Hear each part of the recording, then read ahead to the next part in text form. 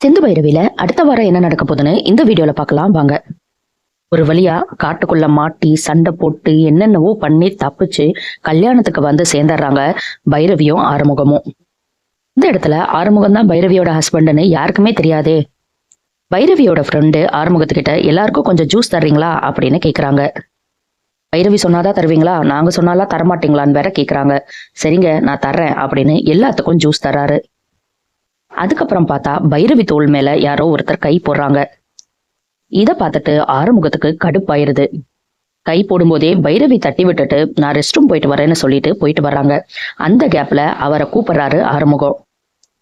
என்னங்க டாக்டர் படிப்பெல்லாம் படிச்சிருக்கீங்க, ஒரு பொண்ணுகிட்ட எப்படி நடந்துக்கணும்னு உங்களுக்கு தெரியலையே அப்படின்னு சொல்றாரு.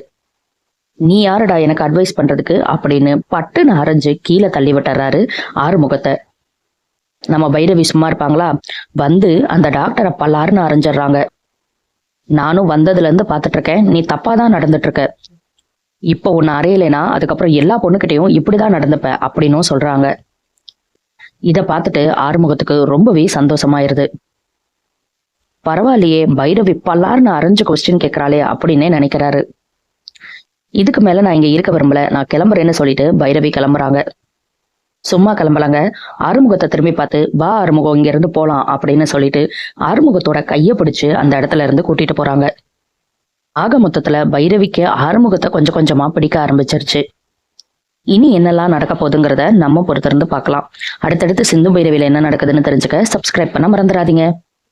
இதே மாதிரி வேற எந்த சீரியலை ரிவ்யூ பண்ணலான்னு கமெண்ட் செக்ஷன்ல சொல்லுங்க.